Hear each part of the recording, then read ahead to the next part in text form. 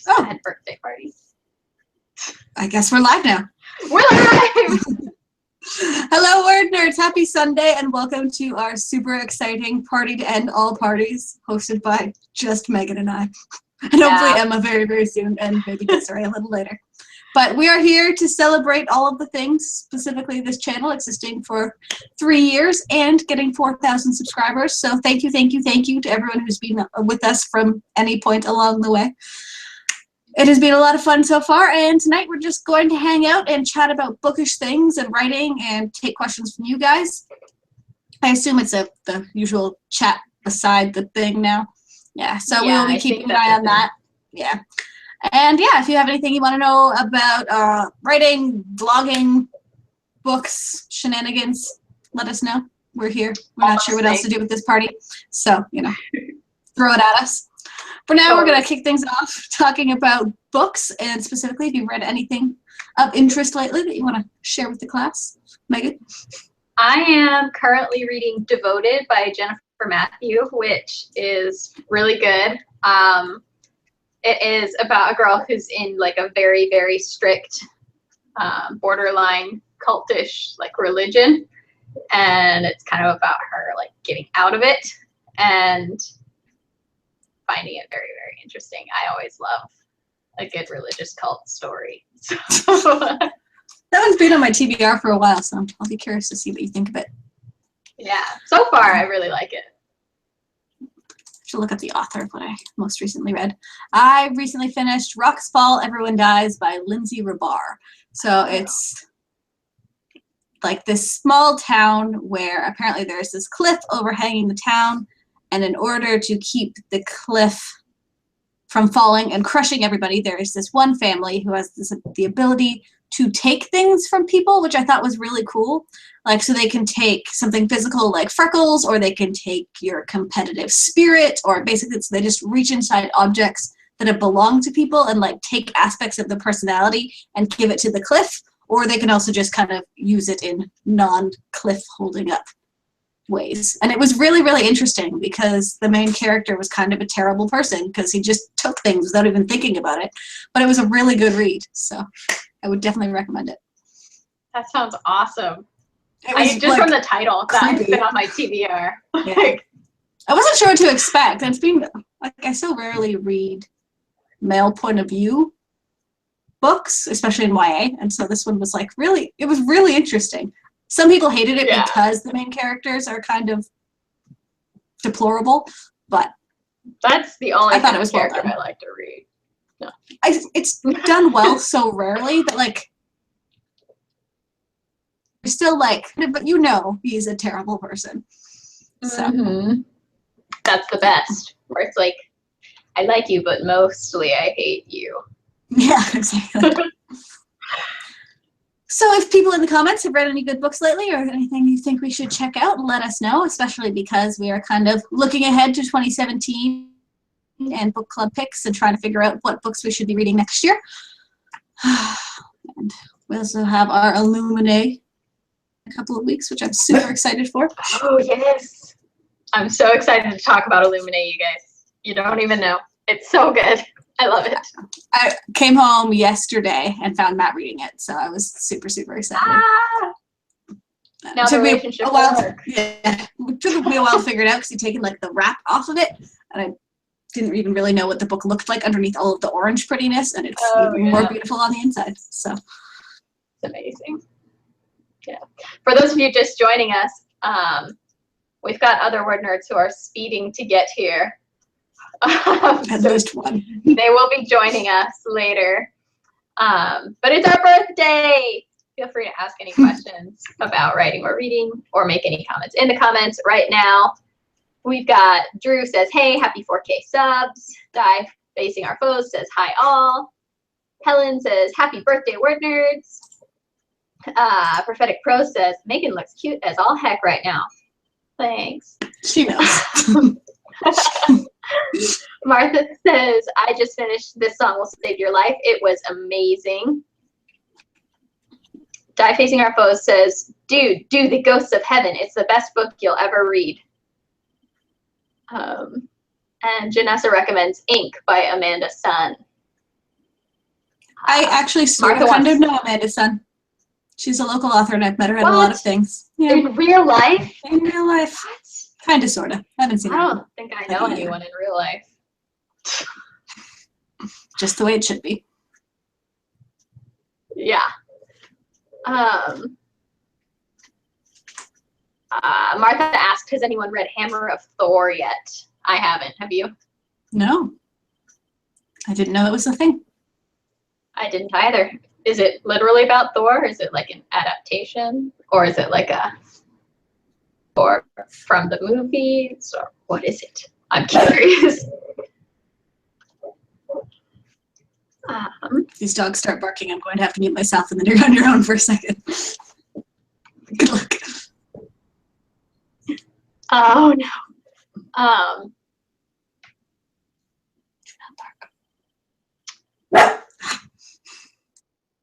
Die Facing Our Foes asked, how excited is everyone for Nano? I want to do it so badly, but my AP classes are killing me. I'm pretty pumped for Nano. I'm pretty excited. I'm always excited for Nano. Yeah. I'm a little nervous because I'm obviously coming off of like a really big writing stint. And so I'm a little nervous about actually being able to do it well. I'm afraid I'm going to hit the beginning of week 2 and just crash and not write anything for the rest of the year. But hopefully that won't happen. I'm thinking we'll probably end up doing some sort of Nano prep talk in the next couple weeks. Yeah. It's a thing we usually do. There's 2 weeks between now and our book club. So it'll be one of those weeks. We'll be all about Nano prep.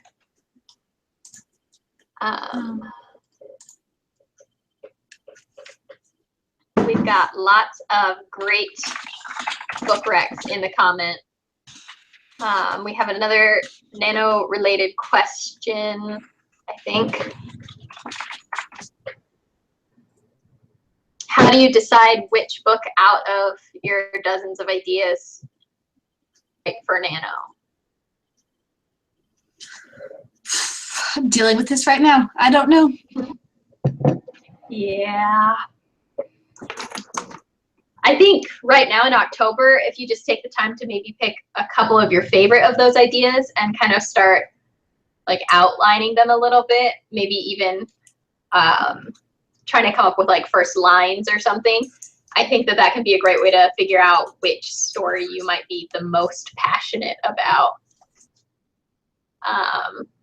Kelly left me. She's on mute. Oh no.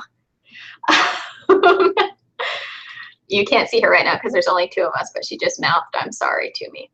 Anyway, I always find that once I start to really dig in deeper to an idea, when I have a couple of ideas, then it helps me to see potential roadblocks in each idea and which roadblocks might actually be the ones that kind of stop me from being able to push forward. And so then I have an easier time choosing exactly what I want to do. You came back to me. I did. I'm sorry. It's just Megan and I, but he took that as like, oh, it's fine, and I can keep talking. I don't think he knew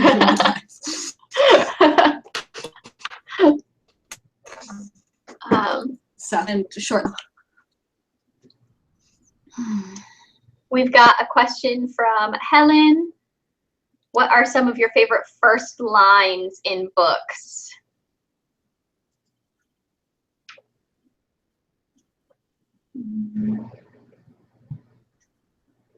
I know Kaylin's favorite is from Scott Westerfeld's Uglies. And it's the sky was the color of cat vomit. Classic.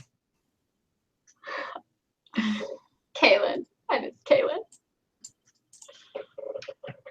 I always love first lines that start with death. Like if there's anything about death or a corpse or blood, like I am in.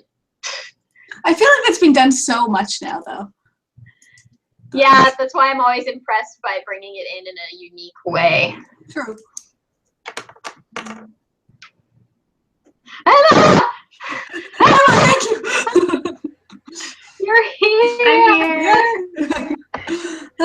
all was right with the world. Yeah. Sorry, guys. Sorry, I'm late. I love you forever for just showing up. I had to get my cousin discount tickets to Universal. Cousins. Yeah. But I'm here now. Now that there's 3 of us, it won't be sad when I reveal that I also have birthday cake.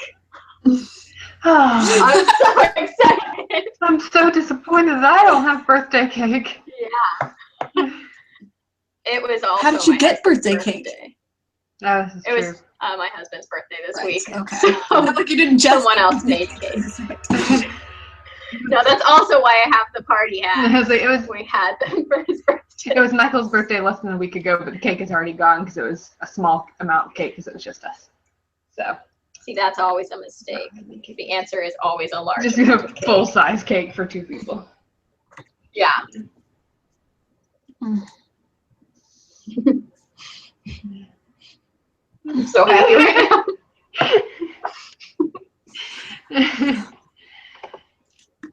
Emma, have you read any good books lately? That was our opening question. That was your opening question? I mean, I just read the whole WordNerds trilogy, and that was amazing. And I'm still having trouble getting through any other books because that one was so good. So, I need to read it so bad. Mm-hmm. I binged it this year as well, I think. Yeah, I read it in like a weekend.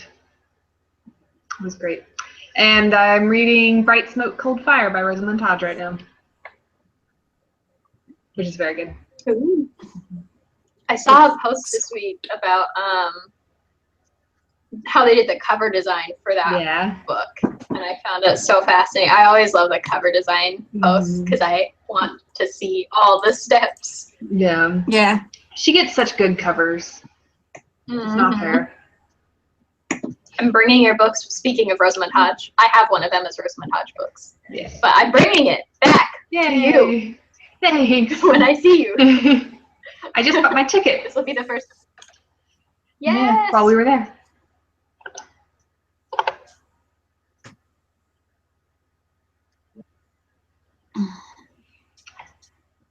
I don't know where we left off with the comments. There's so much chatting going on. It's amazing. Yeah, I found a question that I liked that it might not be in order.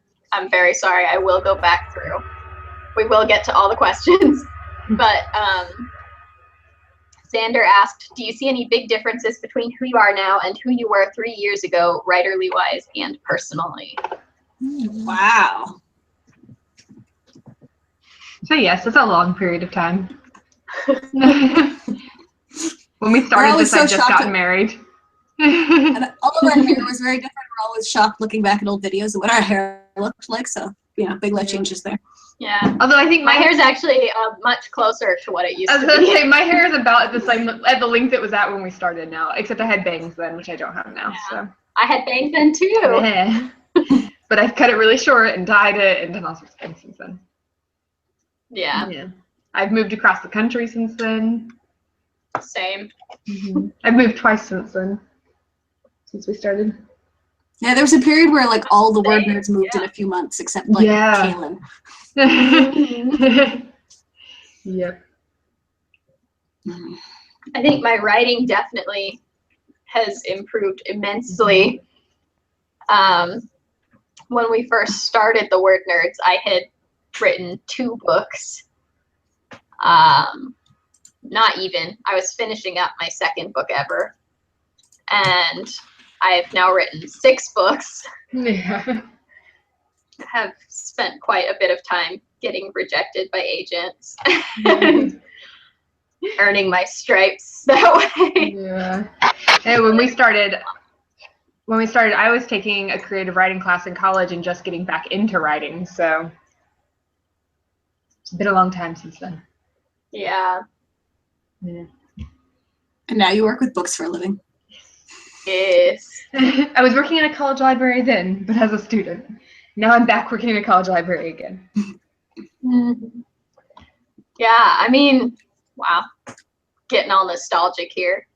But like when we started the WordNerds was kind of like the only good thing I had going in my life. Like I lived in San Diego, so I mean, the location was pretty nice. The neighborhood I was in was not great, but I mean, San Diego, you can't really complain. Yeah. But I feel like a lot has, like, I've gotten a job. I live in like a 2-bedroom apartment now, so you know, crazy. I have an office. We both got dogs in the last 3 years. Dogless back then. Dogs, I unfortunately have not gotten a dog in the last 3 years. maybe in the next Pretty much the low point of the last 3 years was not having a dog. But I did pet a dog extensively this week, and that was very nice.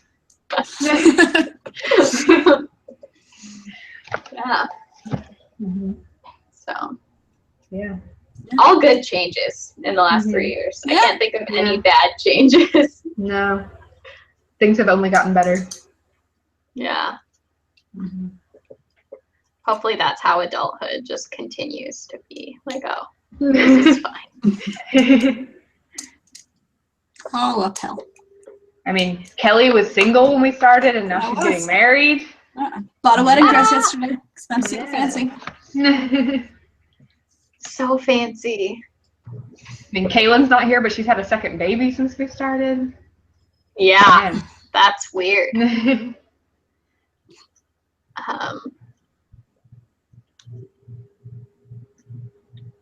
Obviously, we've gained some new word nerds, which is wonderful. Great. Yeah. We have some more questions from Martha. Do you have any outlining tips? Trying to plan for Nano and need some different ideas.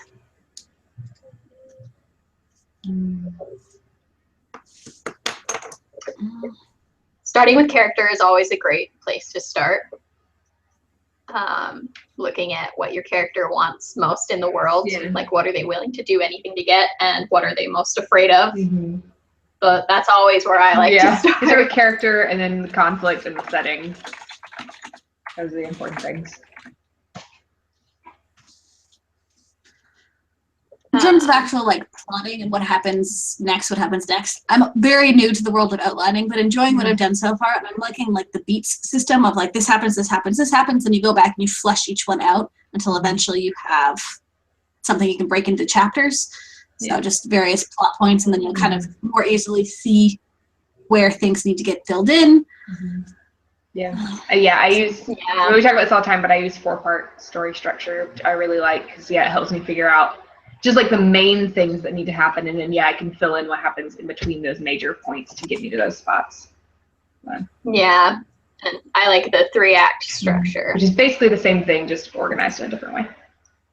Packaged in a different way, but you get the same beats in it. Same beats. Yeah. Yeah, I am a huge supporter of figuring out like the 5 like major things that are going to happen throughout the book. Yeah. And I personally prefer to not even like outline beyond that these days. And kind of like figure out how to get to those points while I'm writing. That's been helping me a lot with making sure that like the story feels kind of character driven. It does make for a little more work in revisions, but not as much work as I've had to do before scrapping an entire story to make it actually character driven. Yeah. I'll like, if I need more guidance, I'll outline like maybe a couple chapters ahead. Like I'll be like, in the next couple chapters, these are the things that need to happen. But other than that, I just do like the loose, like the 4-part story structure. I figure out what like the first plot point and the pinch points and the midpoint and all that. And then generally like, this is what's going on in the story during each of these parts. Outside of that, I don't outline a ton before I start writing. Yeah. Because I always end up changing it, so there's really no point. I don't stick with it.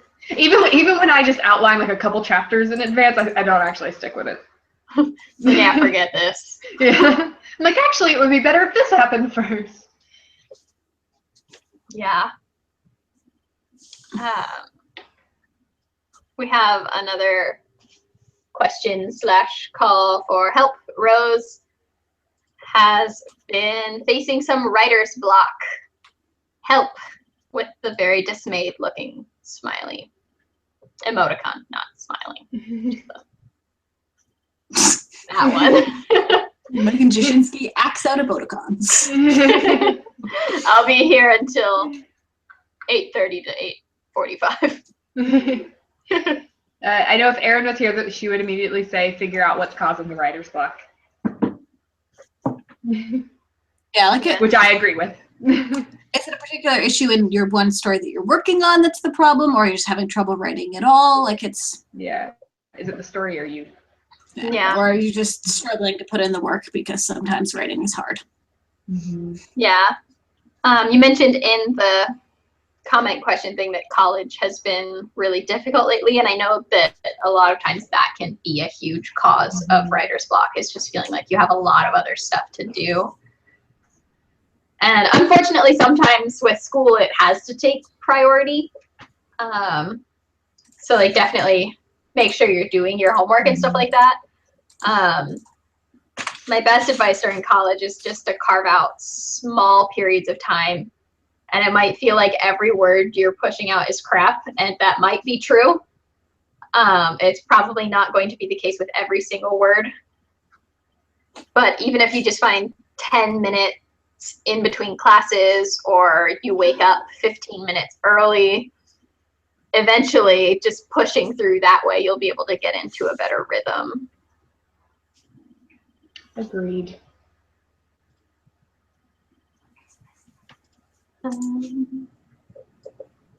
We've got some great advice in the discussion section about how to pick which nano project to do. So I cannot remember who asked that question, but definitely be sure you're going through the discussions.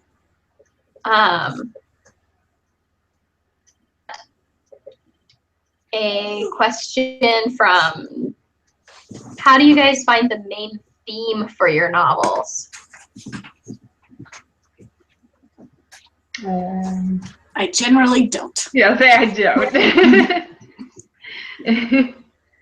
I think theme is one of those things where if you try and write with a theme in mind, you're going to fail. I think theme is something that more often I recognize in my books after I've already written, and sometimes after I've revised them once is when I'm finally seeing like the theme in it. Yeah. And usually it just kind of pertains to like my life and what I'm going through at the time that I'm writing the book. Yeah. Like there's definitely sometimes there's like not an intentional theme, but there's like a theme to my characters, like art. Like there's something specific that the character is working through as they go through the conflict, but it's not like a conscious like, this is the theme of the story. But I mean, obviously there's going to be themes in your story because it's a story and you're not just writing random stuff. But yeah, I don't think it should really be a conscious thing. That's what I'm doing wrong. Yeah. Then they went to the store. Then a unicorn showed up. Yes. How did you get the pages from my novel? Ollie has been sending them to me while you sleep. Oh my gosh. He's like, Emma, please help her. Please help. She's so lost. I read chapter 3 and it was just like, woof.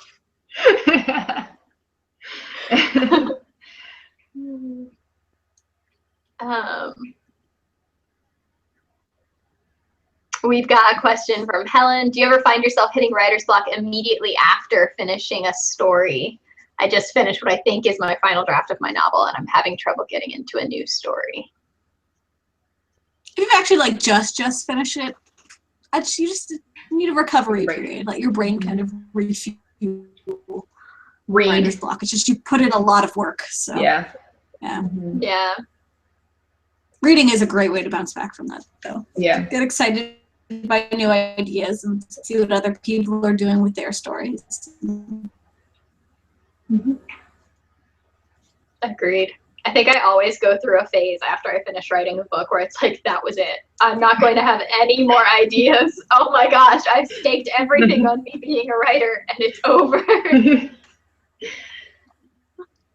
I also really like going on Pinterest and just looking at like the art there. Not necessarily like I'll type in horror or something and just look at the art. And a lot of times, in addition to reading, of course, inspire me and trigger new ideas. And if this week where Yeah. it's this guy. It's this old man, and he's stitching up hearts. He's got a bucket full of hearts, and he's stitching them up. Had such an idea after that. And definitely, like, if you keep a notebook with, like, story ideas, like, read through those. Because there's probably something in there that when you had the idea, you were really excited for it and were tempted to give up on the story you just finished to write the shiny new idea. So, like, go through and look back at those shiny new ideas and see if one is shiny for you again. Yeah. But I'd say before you panic, give yourself at least 2 to 4 weeks. So, thank you so much for all your comments and questions, guys. Courtney asked, do you guys have any tips for the gigantic void that is the middle of the story? Crying. That's what I do. Oh, the middle. On my last story, I was having trouble with the middle, and I sat down and wrote a list. I made a list of all the terrible things that could possibly happen, and then decided which ones would work well for my story. I'm like, here's everything that could go wrong, and then I like chose some of those things. Yes. Because at the middle, some things should be going wrong in your story in the middle. Yeah. Yeah. And figure out what needs to happen to make it exciting for you to write, because that will translate into making it more exciting for people to read.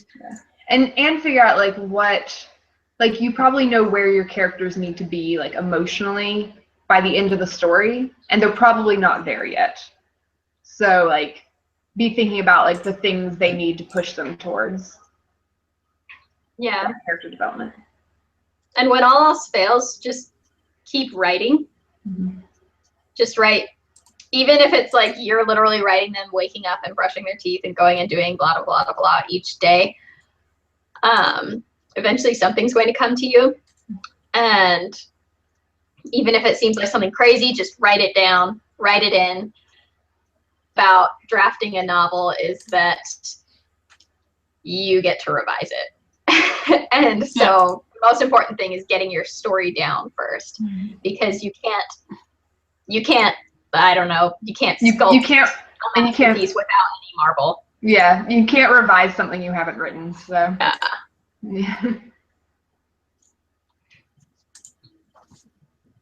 Metaphors. I went for the direct. Just writing. You went for the metaphor. Yeah, love me some I'm revising right now. If you couldn't tell, everything is a metaphor. We've got a question from Sabra. First question, where is everyone else? It's Canadian Thanksgiving tomorrow. And so 2 of our Canadian word nerds are with family. And Desiree is also visiting family / might be coming to join us shortly.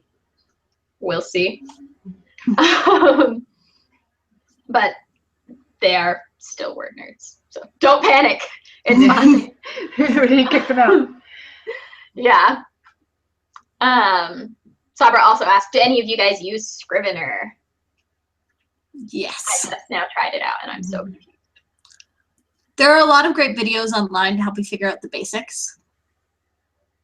Scrivener is definitely confusing to begin with, but it's helpful even if you don't know all the features. So you can just kind of jump in and start writing and learn as you go. And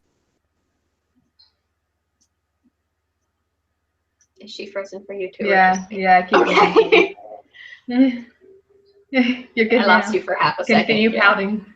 I'm done speaking anyway. So. I love Scrivener for drafting.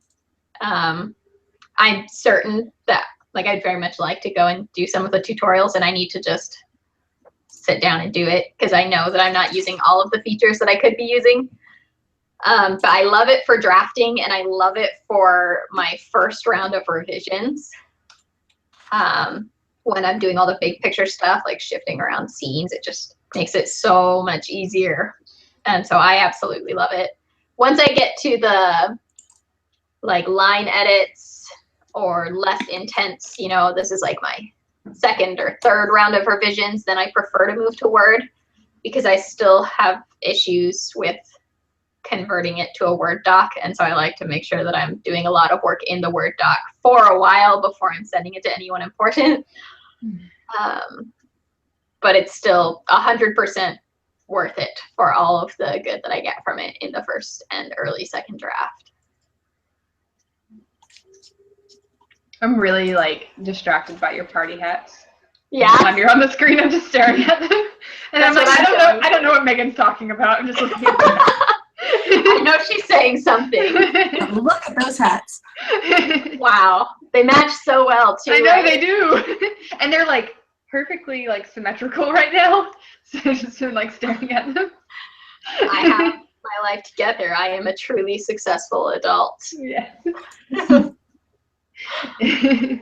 Next stop, New York Times bestseller list. Yes. So we have so many comments. So Right? I keep trying to go back in and find stuff. And did we do the favorite word nerds moments question? No. Question.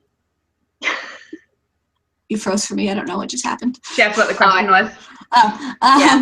The book tree asked favorite word nerds moments. Y'all fest. Easily. Y'all fest. Definitely. And the Lord of the Rings video for Nano, like, that was the highlight. So good. Getting to directly work with Nano at all was incredible. Yeah, that was a huge highlight. Yeah, that was a huge honor for sure. Yeah.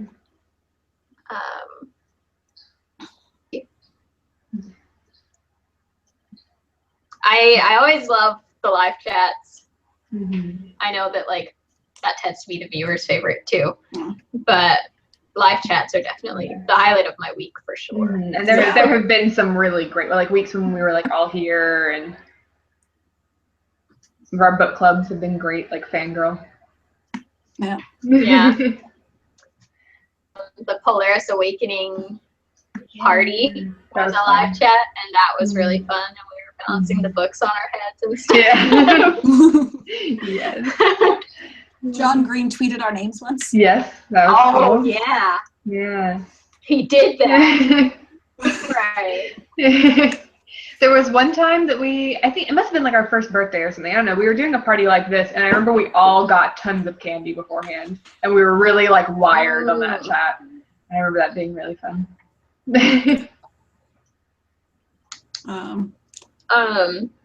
There was that time we The passed Diviners chat. I think I'm lagging. Oh, sorry. The Diviners chat where some people dressed up in 20th gear. Yeah, that was fun. Yeah. Mine's not a great one, but the time we passed the subscriber count of the channel who shall not be named. Yeah. It was great. So, I mean, it was a great one. we aren't just not typically the very moral high raging ground people. one.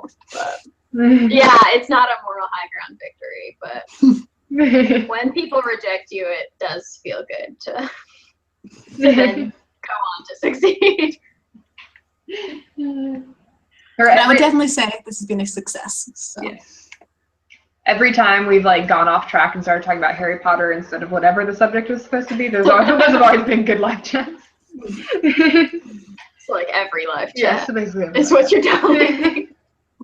I feel like we've gotten better about staying on topic than we used to be. We used to be really bad. Yeah, we switched up our system after we brought in the new WordNerds, so now it's like actually someone's job to be prepared. Yeah. on Sunday. It helped. Yeah.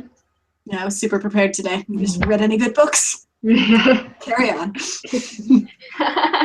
Also, the auditions for the new WordNerds were stressful but exciting. That was fun though. Yeah, it was really fun. The interviews and everything, like interviewing all the people, even the people we didn't choose. Like we really had fun doing that. We met some really cool people. Mm-hmm. Yeah, and just like that was not something I ever thought we would do. Yeah, and like this maybe sounds weird, but like it was like really flattering, I think, for us, like the auditions and seeing all these people that like wanted to do this because we had like an effect on them was really cool. So all the people who found us because of Nano, Like a lot of people said that in their auditions. Yeah, thanks, Nano. You brought us like half of our. I want to go back and Thanks, Tim Kim. yeah. Yeah, Kim Kim, Director of Communications. Oh gosh, what a time. We have a question from Courtney M. Adding in fun scenes. My stories tend to get really serious, and I don't know how to add in some fun and games chapters that actually have anything to do with the story. This is a very good question. And it's a really hard one. Yeah. It doesn't have to be fun and games in order to ease up the tension. Like, it doesn't have to be non-stop threats against your characters, but you can still kind of react to what's just happened without adding in something that doesn't necessarily need to be there. Just give them a chance to regroup after whatever the last dark thing that happened was. Yeah. I remember in the third book that I wrote, that was the first book I ever sent out to beta readers. And I still very distinctly remember a comment that Kelly made at the end of one of my chapters that was like, you can end these chapters on a happy note occasionally. And then I like went back through and it was like literally every chapter ended on some sort of weird suspenseful cliffhanger. I've gotten better at that. Yeah. But yeah, I totally agree with what Kelly said about you don't have to have like a comedic relief moment. Sometimes it's good to just even just have them like sitting in a room for a few seconds, like, and breather. Yeah. And I think also you can remember like that a lot of people do tend to like diffuse stressful situations with humor. So it can be like a really like stressful, serious situation, and there might be a character who makes like a joke that might be really inappropriate for the situation because like they're in a really dangerous situation or something, but there are people who do that. So you might have a character who's like that. There's something else you can consider. It doesn't have to be like, oh, now we're off to like a party to have fun, but like it can be something within a stressful situation that lightens it for a moment. Chandler Bing character. Yeah.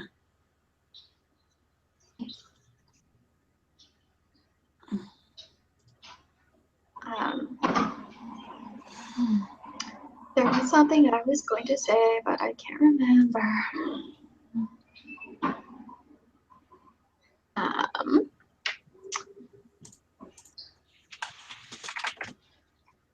Die Facing Our Foes asked, wait, how many of you guys are Canadian? Half of us are Canadian now. Yep. So Kelly and Aaron and Rachel are all Canadian.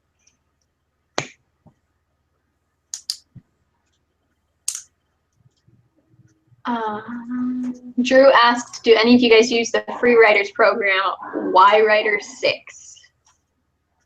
I have not heard of it. Have you guys? I'm looking it up now. But no, I don't use it. It's on spacejock.com, so that's something. Interesting.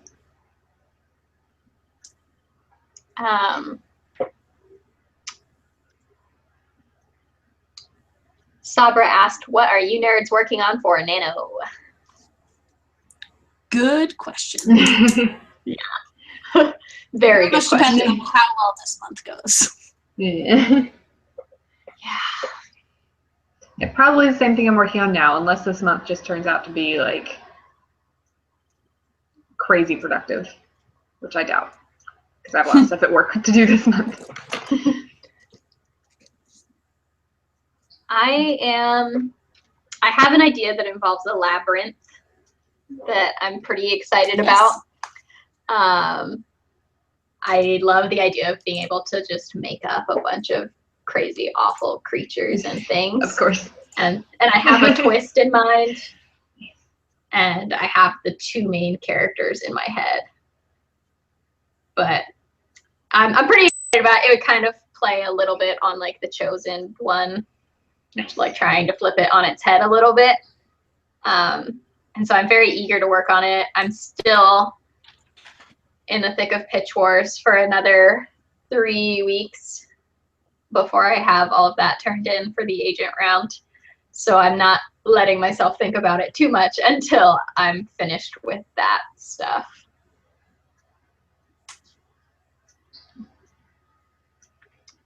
But it's going to be a lot of fun. Over here, we are going to be totally switching gears into NaNoWriMo WordNerds. So we'll have a ton of write-ins.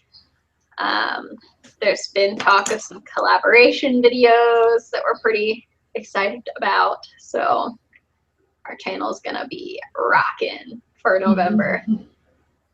But hopefully still valuable for anyone who's not doing NaNoWriMo. Like, it's all still writing stuff at the core. So. Yeah.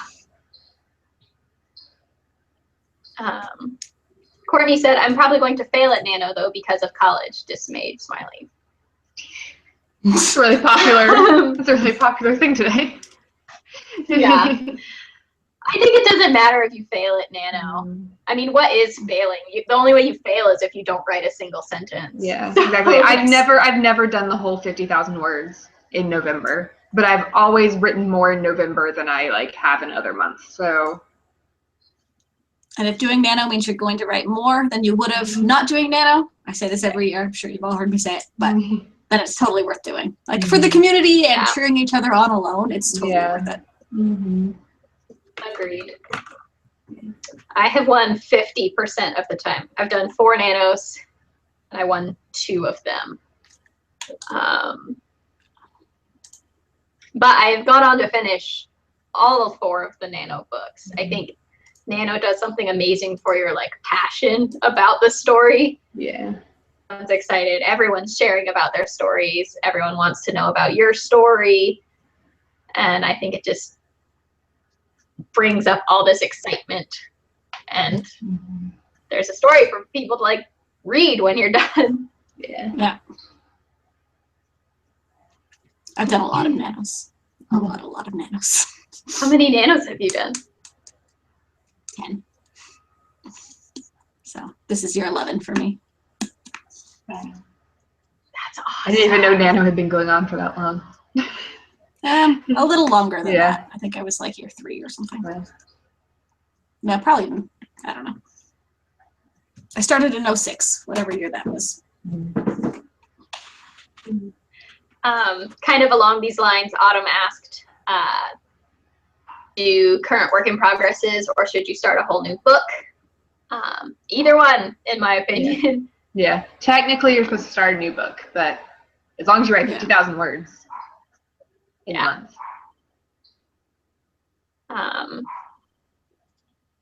Nano launched in 1999, so I was like year 7. That's nothing. Dang. It's crazy. Nanos. I was writing back then. That was before my big chunk of not writing time.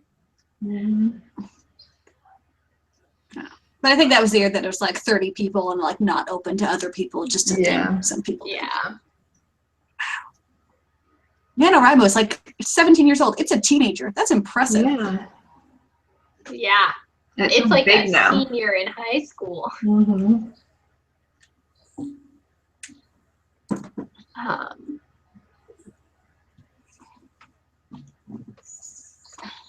Jody said, I like doing Camp Nano in July because you get an extra day. It's true. This is true. I also like the cabins and the custom word counts. I was saying, I like being able to choose my own word count. Yeah. We had a question from Helen.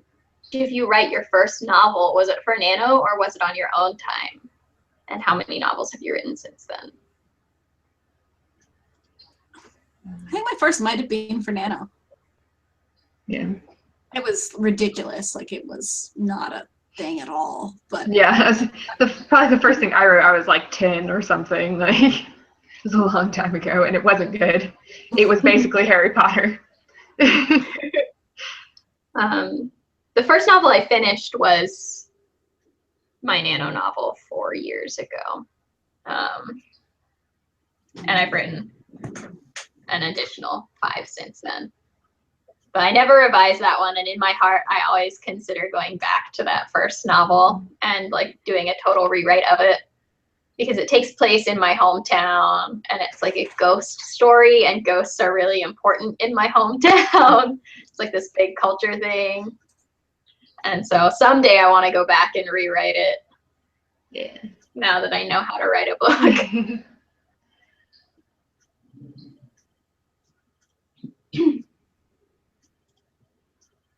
Desiree says, I'm lurking in the comments because my laptop is dead. I have no charger. We miss you terribly. Desiree. Drew said, Nano has hit its rebellious teenage stage. Watch out, everyone. Singarfo said, I was born in the same year as NaNoWriMo, and now I feel old.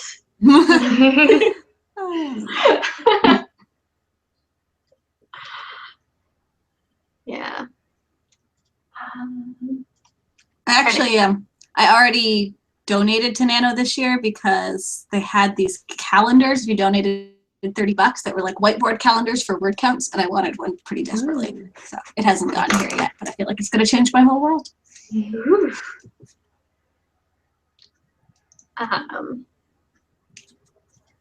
We had a question from Sabra. Can you guys read a line from one of your stories? I assume we don't have our stories with us right now, but that is a really good idea. So. And so maybe for one of our Nano collaboration, for one of our Nano videos, we'll try and do something like that. Yeah. But if you missed it, not too long ago, some of the word nerds read out some of their old fan fiction, and that was definitely worth watching.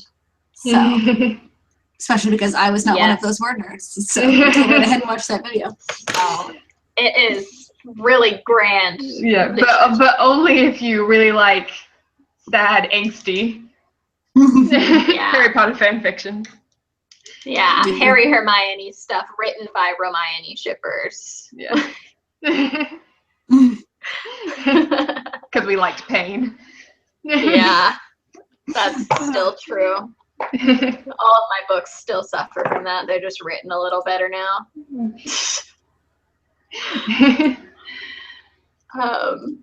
We had another question from Courtney. Any tips on finding critique partners who you can trust not to rip off your story? This has happened to me before. Wow.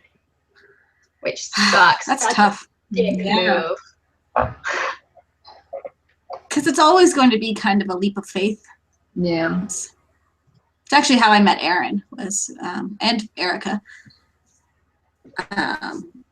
Just kind of switching, especially like as a book that they need you to beta read as well. It's probably a good clue that they're not going to rip off. So, but that means you have to give them notes on their book at the same time that they're giving. Yeah, I totally agree with that, and would add to it, make sure when you're swapping with someone, I do think it's crucial that you find someone to swap pages with so that you kind of start with a good relationship and not like an all give or an all take relationship. If it's someone you've like never met before, start with even just a chapter or 5 pages. Don't send your entire book right from the get-go. One, if it is someone who's just trying to take advantage and take your book, they're going to run away if you don't give them the whole book. 2, so many numbers. It's going to give you a chance to get to know their style, both of writing and of critiquing. And it's a good way to kind of decide if you think that you guys will mesh in that regard. That being said, I know most writers these days still meet each other on absolutewrite.com, the forums there, or Twitter. You can find a lot of great authors on Twitter. And I mean, most of the word nerds all came together because of meeting in the comments of YouTube. This is also a great place to meet writers. Yeah. There's also a lot of great Facebook groups going on now for like different facets of writing. So like if you're writing YA, there's a group for that. I'm in a lot of self-publishing groups, and there's a lot of like pitching to agents kind of groups. So like focusing on a specific part of writing that everyone's trying to kind of work together through. That writers are everywhere. Yeah. They're just mostly not super social, so you have to prod around the internet a little bit. Yeah. Yeah.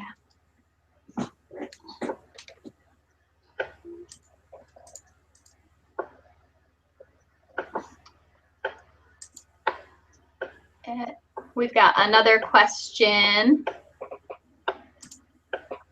Any tips on whipping something that was written first without an outline into something resembling a functional story? From Stratocaster893. I wish. This is something that Kyra and I are working on right now. My co-author and I. We completely pantsed a novel. We did not start plotting until we were about 10, the end of the book. So as you can imagine, the book is a hot mess, like a really, really hot mess. And this sucks, but you have to be willing to scrap a lot of it and acknowledge that writing it the first time was good and you'll have a lot of stuff that you can pull from it, but that it was the practice, it was the training wheels, and now it's time to pull off a bunch of it and shape it into the real story. One of the big things we did was we took notes in the read through of big picture issues.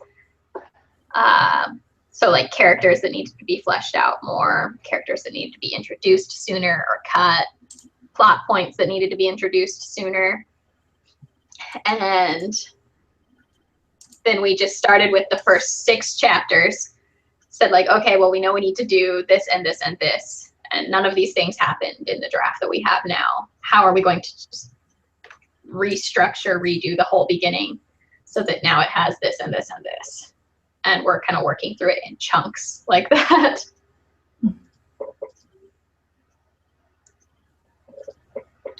Writing. There you go.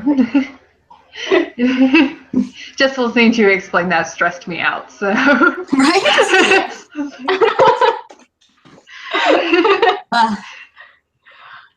Yeah. Fortunately, it's a lot easier when there's 2 writers. Yeah. It sucks a lot more doing it on your own. When there's 2 of us, I have Kyra to be like, rein it in a little. We don't have to scrap the whole thing and start over.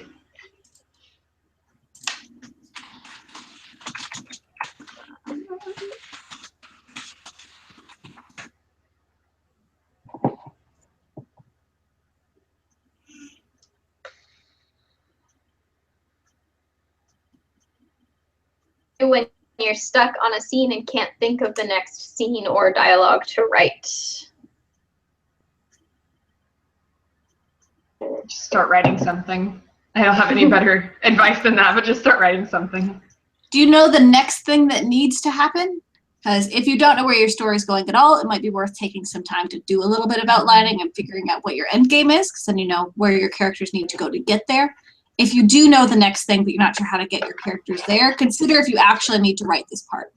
If it's just killing some time or getting from A to B, you may be able to just skip ahead to the next exciting thing. Yeah. One of the big rookie mistakes that I made a lot was thinking that I couldn't just skip ahead some time to fill you in on every hour. Yeah, everything that was happening every day between A and B. And most of the time, it's going to be better for your story if you just start with A and move straight into B, even if you have to skip a few days in between.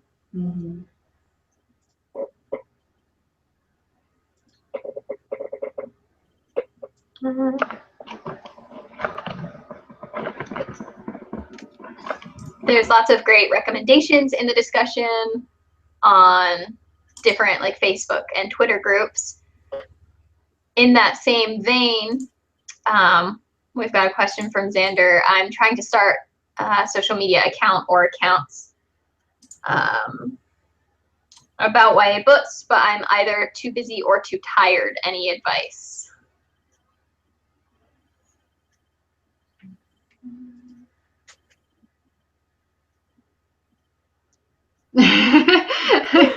Apparently I'm rereading the question.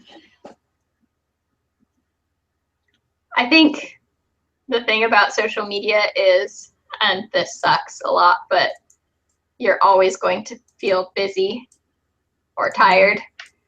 And it takes a while to get into the habit of actually doing the social media thing that you want to be doing. That's true. And so you kind of just have to start, and maybe start with like something you want to do. I want to do it once a week or once a month, and just make sure that you stick to that goal at first, no matter what. And then you can slowly work your way up from there. And if you're scheduling time, you can also use that time to preset future stuff. Like if it's Twitter, then you use TweetDeck. If it's a blog, then you set up a couple of posts during that one block of time. You promise yourself you're going to work on it.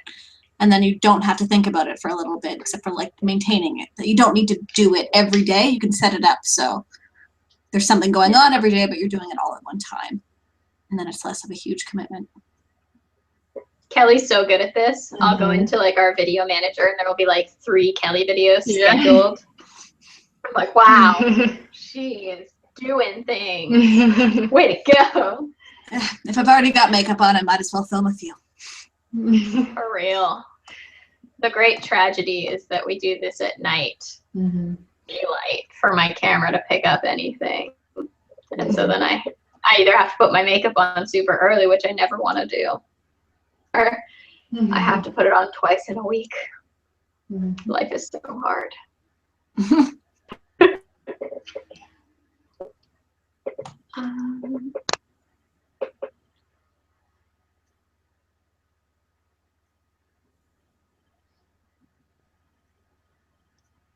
Die Facing Our Foes asked, any advice for making your characters seem unique when circumstances of the plot mean that they all have to be kind of similar? For example, due to my plot, a lot of my characters are inherently very good people, though they do have flaws and stuff, but I want to make sure that they remain distinct. Just remember how dynamic real people are, that like all of the WordNerds have a lot of stuff in common, but we're very different people. And like, I'm finally getting back into writing 4 of a Kind, which is about identical quadruplets. So they have a lot of things in common, but they're still very different people because they have different interests and different experiences and different relationships with people. There's so many things you can play on. For sure. And you can be like, you know, with they're all good people. Like good people you can be good in different ways.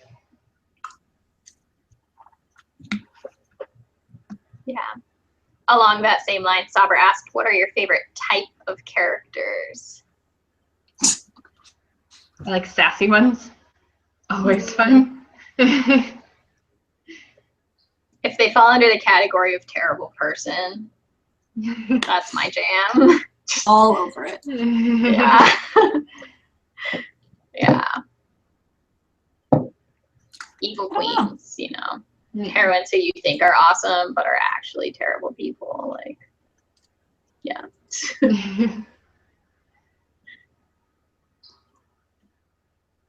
I also just think that like characters with like insecurities are always like the most interesting to write about. Particularly the kind that seem like they have everything together, but inside they're falling apart. Those are always great.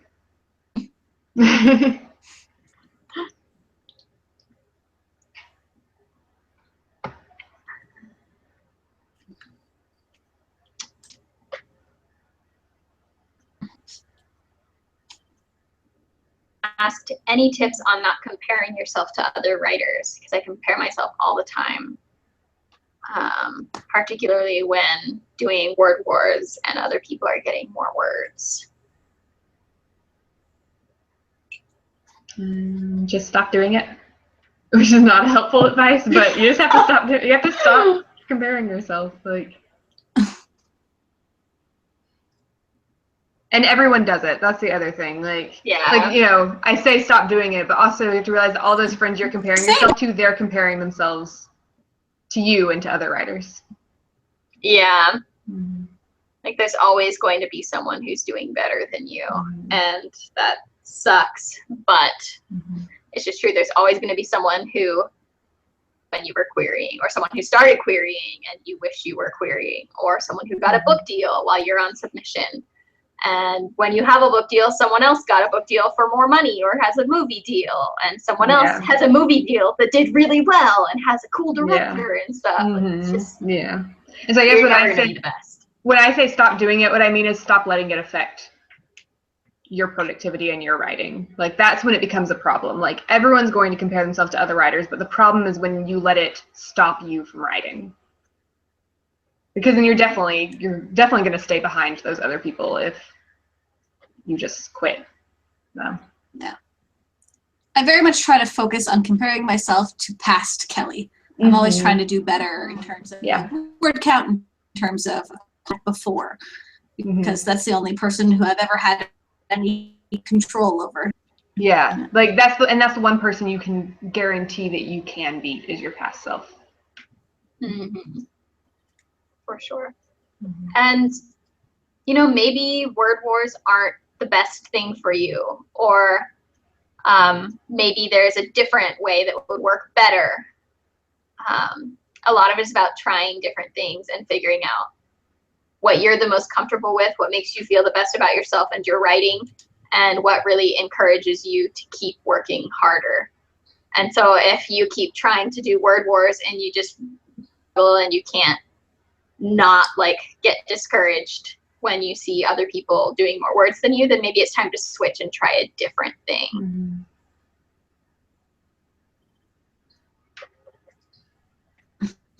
We are at about soon.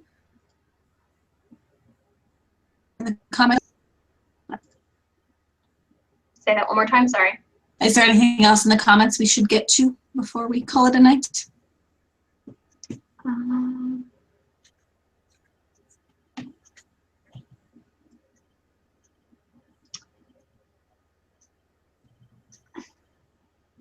I think we've addressed most of the comments.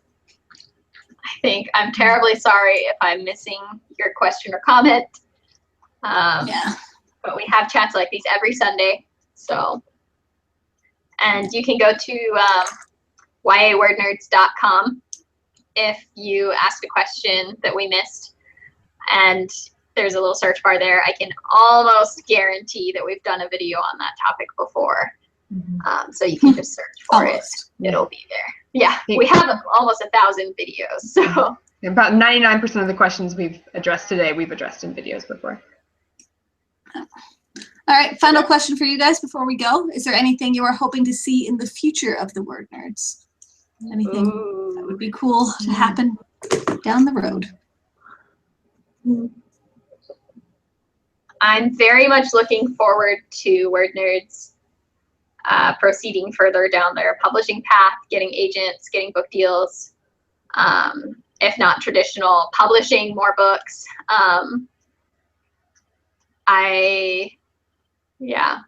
We've been doing a lot of guest bloggers, and I really, really like that. I love having guests come, so I look forward to those as well.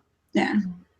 So basically being able to offer you guys more perspectives on different parts of publishing, either through us learning new things or bringing in people who know way more than we ever will.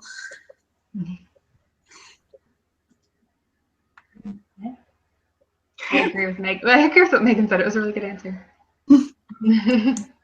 Thanks. It's the hats. They make me smarter. Yes. That must be it.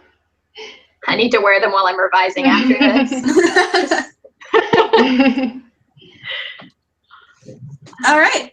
Yeah. Then we will call it here. Thank you guys so much for watching. This has been so much fun as usual. It's always nice to just kind of hang out and chat with you guys for a night, although that's basically what we do most nights anyway. So not totally sure what we're doing for next week's live chat yet, but we will let you know at the ends of all of our weekly videos. And yeah, have a great end of weekend. Happy Thanksgiving to any Canadians, and we will see you next week. Bye. Bye.